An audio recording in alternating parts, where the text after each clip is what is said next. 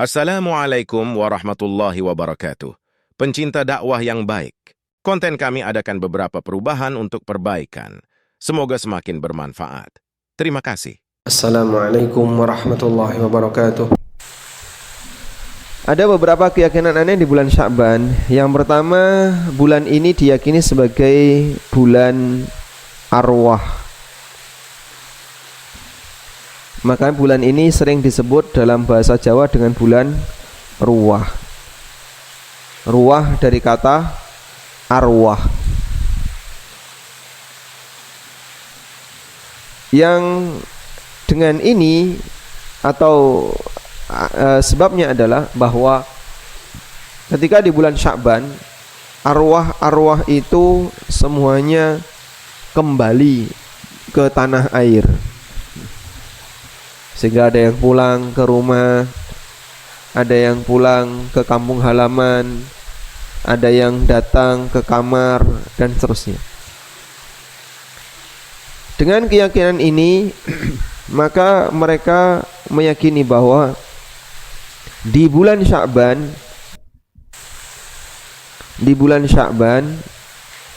arwah itu butuh kiriman biar mereka bisa kembali dengan tenang, sehingga tidak gentayangan di muka bumi, tidak balik ke kamar, dan seterusnya. Saya masih melihat ada orang yang masang makanan, naruh makanan ya, di dalam piring, di atas piring, di atas piring dia taruh makanan, aneka makanan ya. Ada gorengan, ada onde-onde, ono getuk, ono sego, dan seterusnya. Lalu ditaruh di kamar tempat neneknya meninggal. Kamar itu nggak dipakai, dan di kamar itu dulu neneknya meninggal atau ibunya meninggal. Akhirnya dia naruh makanan di situ. Saya masih ketemu dengan nenek ini. Saya sempat ketemu dengan nenek ini, dan memang beliau meninggal di kamar itu. Kemudian keluarganya naruh makanan, ditaruh di kursi di kamar itu. Ya sudah, dibaroh gitu aja. Dengan keyakinan itu ngirim simbah. Kira-kira Pak, dalam bayangan orang ini apa kira-kira? Simbahnya mulai. Yang pulang apanya? Arwahnya. Kan jasadnya tidak mungkin pulang kan? Kalau jasadnya pulang ya kuburannya terbongkar, sehingga arwahnya yang pulang. Nah, terus arwah itu nanti akan mengkonsumsi makanan-makanan tadi. Nah, terus gimana itu? Nah, mosok arwah kok doyan onde-onde gitu. Sehingga arwah nggak mungkin makanan yang seperti ini. Tapi diyakini seperti ini, dan orangnya muslim yang melakukan ini. Muslim. Karena kejadian ini saya lihat di Klaten, mungkin di Jogja juga banyak. Maka orang kadang naruh makanan di depan rumah atau di kamar tempat dulu simbah meninggal, tempat dulu kakek nenek meninggal, dengan keyakinan nanti mereka akan pulang lalu minta seperti itu. Saya punya tetangga ya. Tetangga ini cerita bahwa dia punya teman ya, temannya ini rambutnya gondrong, dan saya pernah ketemu temannya ini rambutnya gondrong, ratau sholat, tapi senengannya ngomong masalah gaib. Sampai dia itu bilang, aku baru ketemu bapaknya sampean di alam kubur. Terus bapaknya sampean ini sekarang sedang lapar, dan njaluk apa? Njaluk onde-onde. Oh. Akhirnya dibelikan Pak, tukang onde-onde, terus ditaruh di ruang tamu. Ini sebagai sajen untuk arwah bapak, biar bapak makan onde-onde. Ya tak kirim no. Nah, terus dikirim sama orang ini, dia bisa ngirim makanan itu. Terus tak kei onde-onde itu, ceritane bapakmu tuh makan dengan lahap onde-onde itu, karena dia sudah lama pengen onde-onde. Itu bayangannya gimana ya orang kayak gini? Kadang kita itu merasa koyong ini kok ya dipercaya, aneh gitu ya. Kalau dia orang waras, mustahil dia punya keyakinan kayak gini. Tapi ternyata ada. Nek wong gendengan ya, wong edan ya biarin aja. Tapi ini orang waras, ngerti warnane duit tuh. Dan dia punya keyakinan kayak gitu. Maka keyakinan ini sebenarnya adalah keyakinan yang menyimpang. Sekarang coba kita lihat ayat berikut ini. Allah berfirman di surat Al-Mu'minun ayat 99 dan 100. Hatta idza jaa ahadahumul mautu qala rabbirji'un la'alli a'malu salihan fima taraktu kalla innaha kalimatun huwa qailuha wa min waraihim barzakhun ila yaumi yub'atsun. Sampai ketika kematian telah mendatangi mereka, qala, mereka mengatakan, rabbirji'un, ya Allah kembalikanlah aku, kembalikan aku ke bumi, la'alli a'malu salihan fima taraktu, agar aku bisa beramal saleh yang kemarin belum sempat aku kerjakan.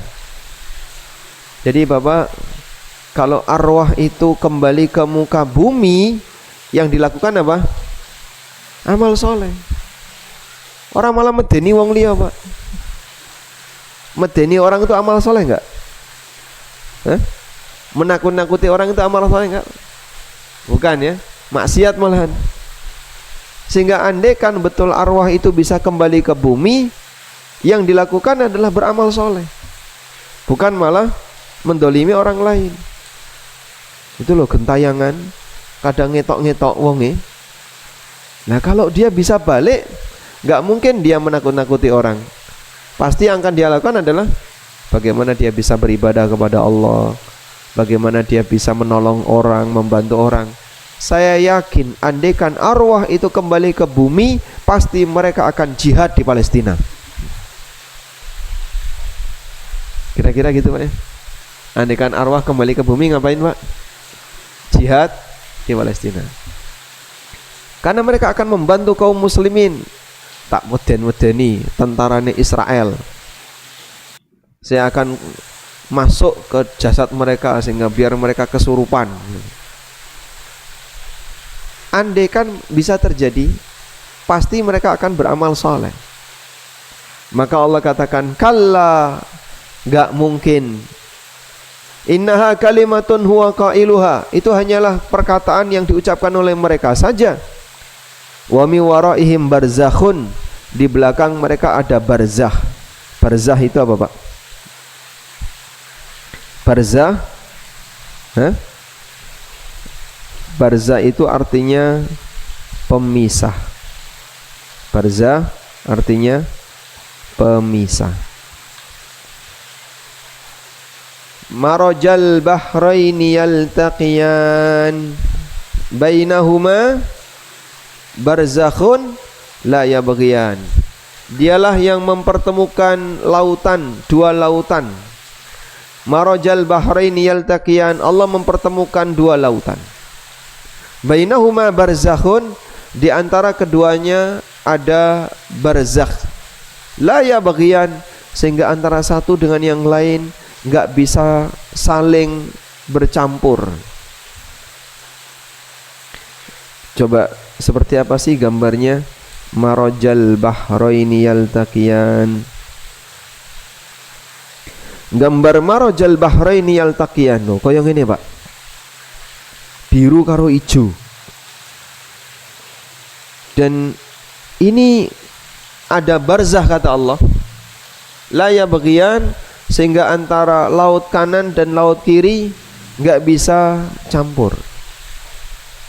Sampai ada salah satu peneliti yang sempat beliau datangi tempat seperti ini, lalu ngambil air sebelah kanan, kemudian dia pindah ke sebelah kiri, dia ngambil air sebelah kiri, kemudian dicampur. Nah dicampur ya nyampur. Ketika di darat itu nyampur dia. Loh, nyampur jadi satu. Tidak kemudian ketika diwadahi gitu terus misah kanan kiri, tidak nyampur. Begitu dia tuangkan kembali, ternyata balik itu airnya, Pak. Dia melihat kejadian air itu balik, sehingga dari air kanan balik ke kanan ketika dituangkan di kiri. Subhanallah, maha benar seperti yang Allah firmankan, marajal bahraini yaltaqiyan bainahuma barzakhun la yabghiyan. Dan ini foto ya, ini foto. Nah, Allah Subhanahu wa taala menyebut bahwa di situ ada barzakh. Barzakh artinya pemisah. Sehingga alam kubur disebut sebagai alam barzakh karena dia pemisah. Wa mi waraihim barzakhun ila yaumi yub'atsun. Di belakang mereka ada barzakh sampai kiamat. Sehingga alam kubur adalah alam pemisah.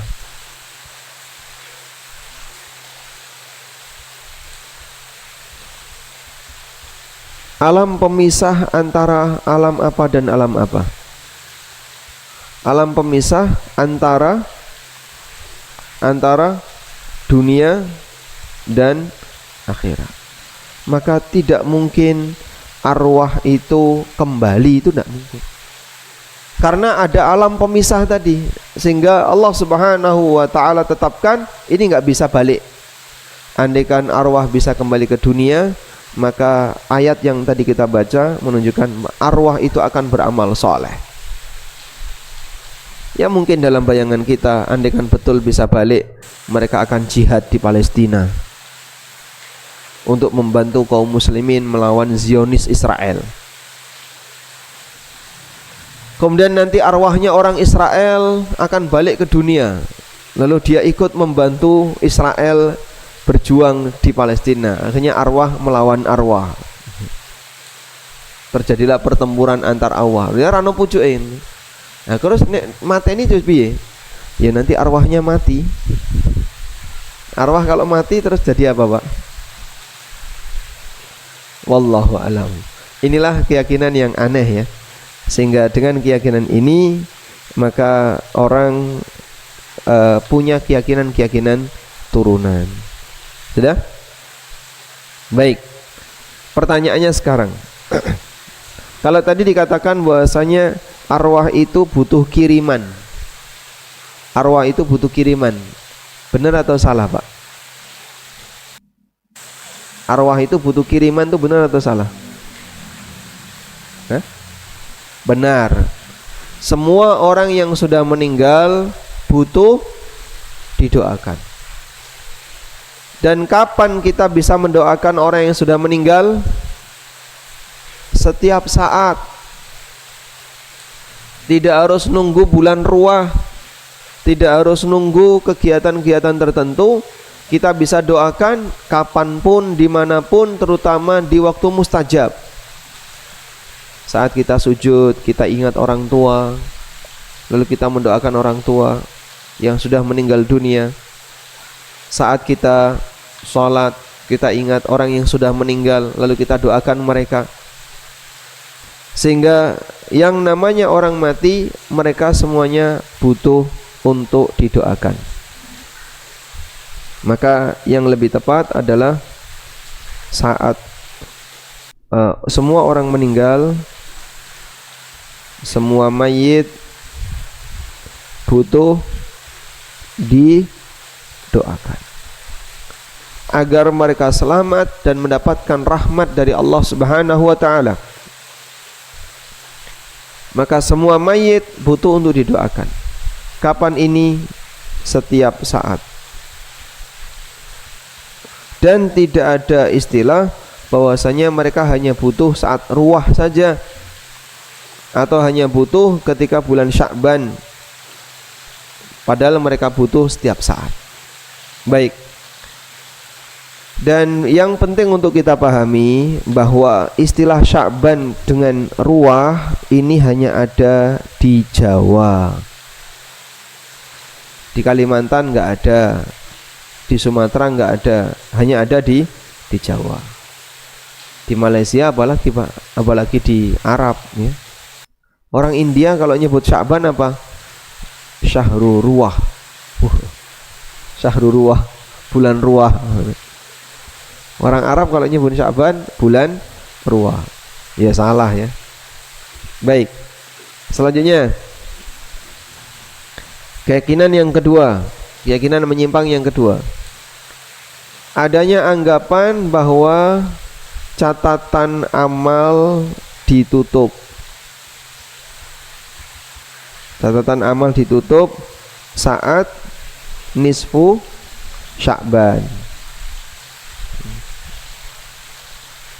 Baik.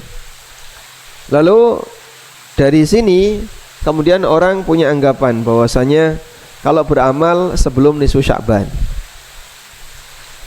beramallah sebelum nisfu Sya'ban. Yang kedua, bermaaf-maafan ketika menjelang Ramadan. Bermaaf-maafan menjelang Ramadan. Itu kan karena turunannya ini. Berhubung mulai hari ini buku catatan saya sudah ditutup, maka saya akhiri dengan mohon maaf kepada Bapak Ibu sekalian, terus di-share di grup WA. Sehingga dorame itu minta maaf dan seterusnya. Baik. Tindakan yang sama punya nilai yang berbeda tergantung keyakinannya. Begitu ya, Pak? Sebuah amal tindakan yang sama punya nilai yang berbeda tergantung keyakinannya. Sekarang sebelum kita masuk ke situ, saya akan lihat dulu tentang makna dari buku catatan amal ditutup. Yang penting untuk kita yakini bahwa catatan amal itu tidak mungkin ditutup. Tutupnya catatan amal itu kapan? Mati. Ketika orangnya sudah mati atau gila, hilang akal, atau lagi tidur, atau belum balik. Sebagaimana yang pernah disabdakan oleh Nabi SAW. Rasulullah SAW pernah bersabda, Rufi'al qalam an thalathin, bahwa buku catatan amal itu diangkat an thalathin, dari 3 orang. Ini hadisnya ya. Dari Ali bin Abi Thalib radhiyallahu anhu, bahwa Nabi sallallahu alaihi wasallam bersabda, Rufi'al qalamu an thalathin, pena catatan amal itu diangkat dari 3 orang. Anin naimi hatta yastaiqidho, orang yang tidur sampai dia bangun. Ada orang tidur lalu dia ngomong ngawur, salah misalnya, ngelindur. Dosa atau tidak? Dosa atau tidak? Tidak. Kenapa? Karena tidak sadar. Baik. Kadang ya, suami istri tidur satu ranjang, lalu suaminya mimpi basah, terus adus, udah mandi. Kira-kira istrinya curiga nggak? Istrinya curiga nggak? Loh Pak, sampean kok adus? Ora apa Pak? Kok keramas? Wani ngaku nggak? Ngimpi, mimpi basah. Takoni mana? Mimpi karo sapa sampean?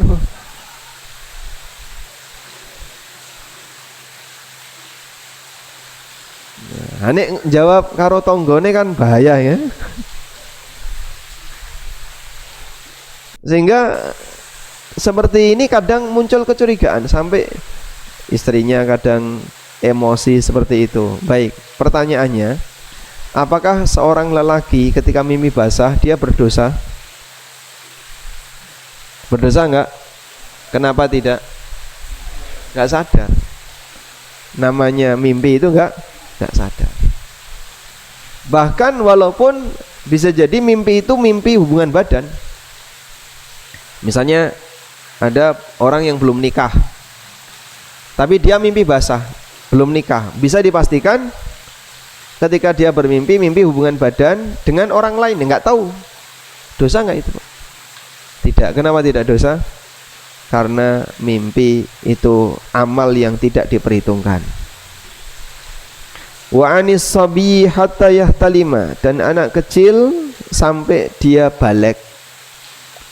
Wa anil majnuni hatta ya'kila, dan orang gila sampai akalnya normal. Hadis ini sahih, riwayat At-Tirmidzi, An-Nasa'i, Ahmad, dinilai hasan oleh Al-Bukhari dan yang lainnya. Dalam hadis yang lain dari Aisyah radhiyallahu anha, Nabi SAW juga bersabda, rufi'al qalamu an thalathin, pena catatan amal diangkat dari 3 orang. Salah satunya adalah wa anil majnuni hatta yafiqa, orang yang gila sampai dia sadar. Jadi kalau kemudian ada perkataan bahwasanya catatan amal itu ditutup, itu hanya berlaku bagi orang gila atau orang yang mati atau orang tidur. Nah, itu tidak dicatat amalnya. Baik. Karena itu sebenarnya keyakinan ini muncul dari mana, Pak? Dari salah paham terhadap hadis. Ada hadis berikut ini. Usama bin Zaid pernah bertanya kepada Nabi sallallahu alaihi wasallam, "Ya Rasulullah, belum pernah aku lihat Anda berpuasa sebulan penuh, melebihi dari puasa-puasa Anda di bulan yang lain selain bulan Sya'ban. Belum pernah aku lihat Anda lebih banyak puasa di bulan melebihi bulan Sya'ban." Kemudian Nabi SAW memberikan alasan, "Dzalika syahrun yaghfulun nasu anhu baina Rajabin wa Ramadan." Bulan Sya'ban merupakan bulan yang sering dilalaikan orang antara Rajab dan Ramadan. Wa huwa syahrun turfa'u fihi al-a'mal ila rabbil alamin. Di bulan ini amal para hamba diangkat menuju Rabbul Alamin. Fa uhibbu ayyurfa'a amali wa ana sha'im. Maka aku ingin ketika amalku diangkat, aku dalam kondisi puasa. Jadi yang benar amalnya diangkat menuju Allah, dilaporkan menuju Allah, bukan buku catatan amal ditutup. Terus kapan tanggal berapa amal hamba itu diangkat menuju Allah? Hadis ini tidak menyebutkan tanggal berapa. Hadis ini hanya menceritakan bahwa amal hamba diangkat menuju Allah di bulan Sya'ban. Tanggal berapa enggak ada ceritanya. Dan ini disebutkan dalam riwayat An-Nasa'i. Di sini juga ada riwayat Nasa'i, Ahmad dan yang lainnya. Maka kesimpulannya, wallahu ta'ala alam, bahwa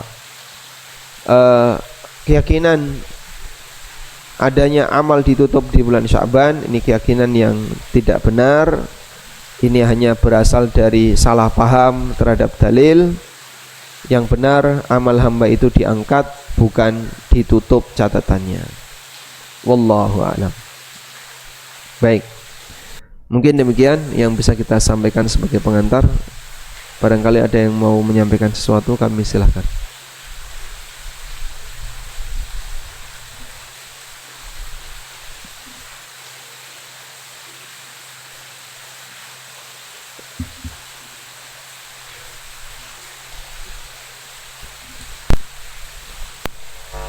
Silakan, Bapak. Nah, silakan. Waalaikumsalam warahmatullahi wabarakatuh.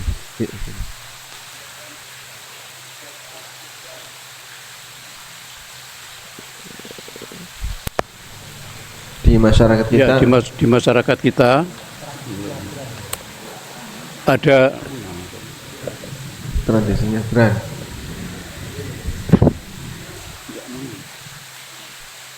Tradisi nyadran itu bagaimana, Ustaz? Apakah itu termasuk keyakinan yang menyimpang atau gimana? Makasih. Assalamualaikum warahmatullahi wabarakatuh. Waalaikumsalam warahmatullahi wabarakatuh. Kalau nyadran itu lebih kepada amalannya. Pertanyaannya sekarang, kenapa mereka melakukan amalan itu? Ada yang datang di kuburan, terus sambil bawa makanan, kemudian nanti dibagi-bagi di makam. Lalu ada yang ditaruh makanan itu tidak boleh disentuh, ini untuk leluhur kita, setahun sekali kita ngasih makan ke dia. Kasihan banget itu, ngasih makan setahun sekali. Kita aja 3 kali sehari. Sehingga mereka bawa makanan dalam jumlah banyak, lalu ditaruh di kuburan. Kemudian ada yang dibagi, ada yang dimakan bareng, ada yang ditaruh untuk arwah. Kalau bicara masalah keyakinan, ya seperti yang tadi Bapak, dia menganggap arwah itu muncul ke muka bumi lalu minta untuk dikirimi. Makanya mereka bareng-bareng berbondong-bondong melakukan kegiatan itu, mendoakan dan ngasih makanan dan seterusnya. Kalau ziarah kubur sendiri gimana? Disyariatkan, silahkan. Tapi tujuan ziarah kubur itu untuk apa? Ingat mati, bukan ingat panganan ya. Sehingga seharusnya kalau ziarah kubur itu tujuannya ingat mati, berarti yang dilakukan apa? Bagaimana agar orang itu semakin dekat dengan akhirat, semakin ingat mati. Maka ziarah kubur ya seharusnya tidak bawa makanan. Wong nek eleng mati Pak, doyan panganan nggak Pak? Nggak doyan. Eleng mati kayak. Orang kalau betul-betul ingat mati, saya itu sebentar lagi akan jadi seperti ini, mungkin dia nangis. Utsman bin Affan radhiyallahu anhu ketika ziarah kubur, beliau itu nangis sesungguhan. Dan beberapa sahabat ketika ziarah kubur itu nangis. Lalu mereka menyampaikan, inilah titik awal. Kalau kita bahagia di sini, selamanya akan bahagia. Tapi kalau kita celaka di sini, sepanjang hidup kita akan celaka. Yang menentukannya adalah waktu di alam kubur.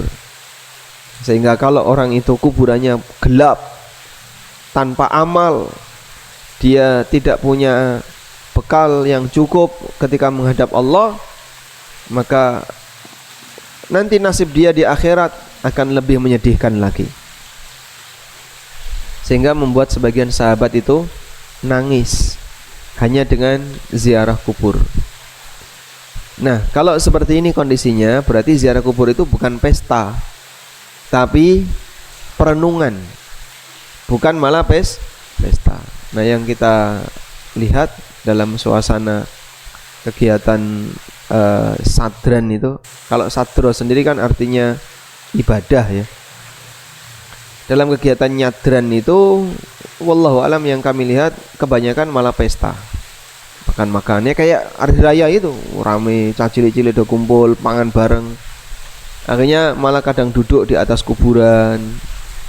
Ada yang ya berdiri di atas kuburan. Jadi malah tidak menghormati kuburan. Mungkin ada yang di luar, tapi ada yang kadang sampai masuk di dalam. Kalau di luar lebih mending ya. Kalau sudah di dalam itu kadang sampai duduk di atas kuburan dan seterusnya. Baik.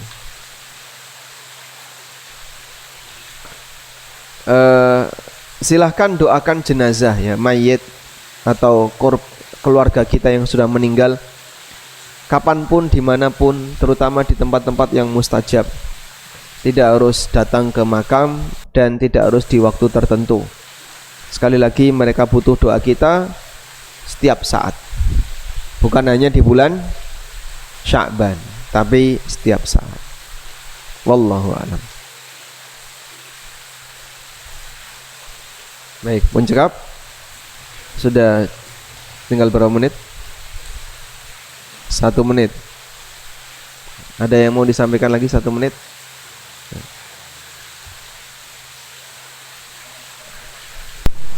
Assalamualaikum warahmatullahi wabarakatuh. Apa namanya? Oke, bismillah. Yang ingin saya tanyakan, tadi kan memberikan apa namanya makanan pada arwah gitu ya, Dr. Nah, kalau semisal melakukan itu tuh apakah masuk pada melakukan syirik, dosa besar? Kemudian harus apa namanya taubatan nasuha, seperti itu tadi. Jazakallahu khair. Apakah ketika orang memberi makan ke arwah itu syirik atau bukan? Wallahu alam, yang saya pahami nggak sampai syirik. karena mereka tidak menyembelih untuk arwah. Kalau menyembelih untuk arwah, misalnya dia menyembelih ayam atau menyembelih kambing, ini untuk simbah, bismimbah, dengan nama simbah, terus dia sembelih, itu syirik karena dia menyembelih untuk selain Allah. Nah, yang kita tahu kan makanannya itu makanan yang bukan sembelihan, dan itu pun beli, onde-onde, ya, gorengan, kemudian cenil, cilok, ya, terus ditaruh di situ. Simbahe dhisik senengannya apa? Salome, nah, rokok, terus kasih rokok. Ya, itu dalam keyakinan mereka biar dikonsumsi, bukan untuk penghormatan atau penghambaan. Sehingga yang saya tahu bukan sisi ibadahnya, tapi keyakinan yang salahnya. Ya, ini dosa besar ya. Semua keyakinan salah itu dosa besar. Seharusnya ditobati dan tidak dipertahankan. Sehingga siapa yang punya keyakinan bahwa arwah itu balik ke muka bumi, ini bertentangan dengan Al-Quran yang tadi menjelaskan bahwa arwah tidak bisa kembali.